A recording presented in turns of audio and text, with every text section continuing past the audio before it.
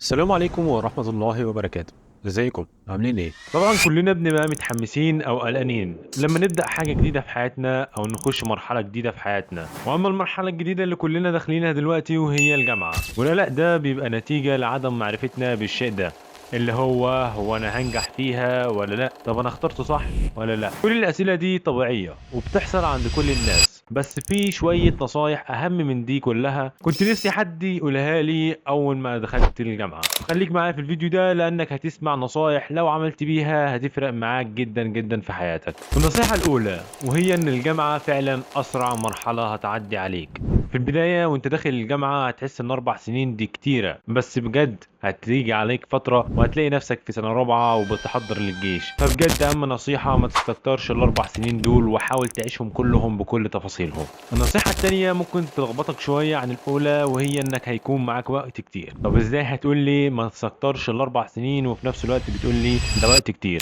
بص، هو في كلتا الحالتين هي مرحلة كبيرة، لو ما استغلتهاش هتلاقيها عدت عليك بسرعة وهتندم عليها، اما لو استغلتها هتلاقي انك عملت حاجات كتيرة جدا في حياتك واتغيرت كتير. انت مش هتعرف ده للأسف غير بعد ما الوقت يروح منك، هتعرف ان في وقت للخروج وفي وقت للمذاكرة وفي وقت للشغل وفي وقت تعمل كل اللي نفسك فيه، بس انت دير وقتك صح في الفترة دي. النصيحة التالتة وهي انك تقدر تتعلم اي حاجة انت عايزها في الفترة دي. حرفيا انت تقدر تشوف اي مجال انت حابه وتبدأ فيه، وما تفكرش في حتة الوقت والكلام ده، عشان انا قلت لك ان هيكون معاك وقت كتير. فانا كنت نفسي حد يجي ويقول لي انت معاك 4 سنين تقدر تتعلم فيهم اي حاجة، لذلك مش عايزك تقف عند مجال واحد، اتعلم كل المجالات واي حاجة تيجي في دماغك دوس فيها. النصيحة الرابعة وهي ما تأجلش تعلم الانجليزي.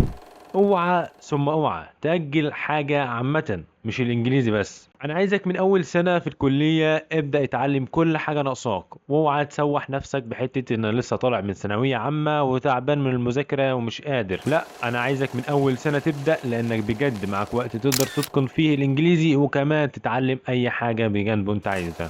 النصيحة الخامسة، انت في مرحلة تعلم مش مذاكرة، وبجد عايزكم تركزوا قوي في النصيحة دي لانها اهم نصيحة ممكن تطلع بيها من الفيديو ده. انت دلوقتي في مرحلة التعلم مش المذاكرة اللي هي كانت انك معاك منهج هتذاكره وتحطه في الامتحان وتنساه. لا، انسى ده كله، لانك دلوقتي المجال اللي انت فيه هو ده اللي هتكمل فيه على طول، فما ينفعش انك تذاكر وتنسى وخلاص زي المدرسة. ونقطة التعلم دي برضو معناها انك هتبحث كتير وهتتعب عشان توصل للمعلومة، مش زي ثانوية عامة لما كان المدرس بيديك المعلومة لحد عندك. لا، انت في مرحلة تعلم اكبر، انت اللي هتبحث عن كل حاجة، لذلك لازم تحب الحاجة اللي انت بتتعلمها عشان انت اللي هتعلم نفسك. النصيحة رقم 6، اعتمد اكتر حاجة على السيلف ستادي او التعلم الذاتي.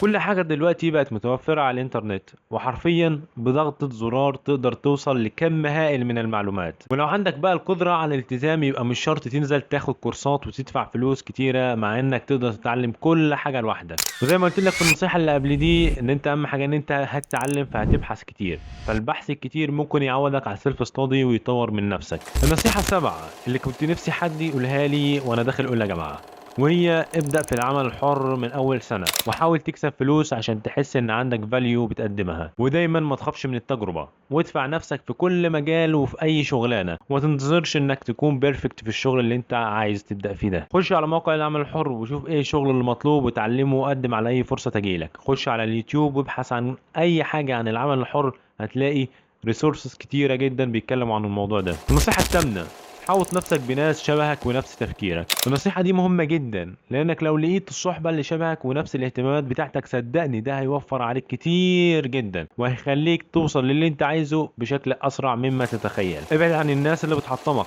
وبتسخر من احلامك، او الناس اللي انت مش بتكون على طبيعتك معاهم، واي حد بيضايقك ببساطة ابعد عنهم وشوف حد شبهك وترتاح معاه. حتى لو ما لقيتش، مع ان ده مستحيل، انا عندي انك تقعد لوحدك افضل بكتير من انك تقعد مع ناس بتستنزف طاقتك على الفاضي وعلى المليان. النصيحة اللي بعد كده وهي ورط نفسك. ورط نفسك دي معناها ايه؟ معناها انك لو بتفكر تبدأ في مجال او بتفكر تعمل حاجة جديدة ما تقعدش تفكر فيها كتير وتدرسها. ابعد عن المثالية، مش لازم كل حاجة تبدأ فيها تستنى الوقت المناسب بتاعك. افضل وقت للبداية في اي حاجة هو الوقت ده اللي انت قاعد فيه دلوقتي، اللي انت بتفكر في الموضوع الموضوع فيه دلوقتي. لذلك ورط نفسك في الشغلانه اللي انت عايزها، ورط نفسك في المهاره اللي انت عايزها، وابدا فيها على طول. النصيحه الاخيره، وهي نصيحه يعني الحمد لله هي المفروض تبقى عند الناس كلها، هي ابعد عن الارتباط وركز في مستقبلك. الارتباط ما هو الا مرحله متعبه ومش بتستفاد منها باي شيء، بل بالعكس انتوا بتعطلوا نفسكم وكمان بتاثروا على مستقبلكم. لان ببساطه انت او انتي ممكن من تجربه زي دي تتحول لشخص لما يجي الارتباط الحقيقي وهو الجواز هتلاقيك مش عارف تحب او تعجب بحد تاني، لانك وظفت مشاعرك في الوقت الغلط. ده طبعا بجانب انه حرام اساسا. وكمان لو عايز تبحث عن الموضوع اكتر هتلاقي فيديوهات كتيره جدا على اليوتيوب بتتكلم على سلبيات التجربه دي. فانت لو عايز تاخد الخطوه خش وابحث عن الموضوع جدا، وفعلا ده يفرق معاك. بصراحة أنا لسه عندي نصائح كتير، بس للأسف حسيت إن الفيديو ممكن يطول مني، فعشان ما اطولش عليكم اتمنى انكم تكونوا استفدتوا من الفيديو ده، وما تنسوش تعملوا لايك وتشترك في القناة وتقول لي رأيك في التعليقات. اشوفكم في فيديو جديد. سلام.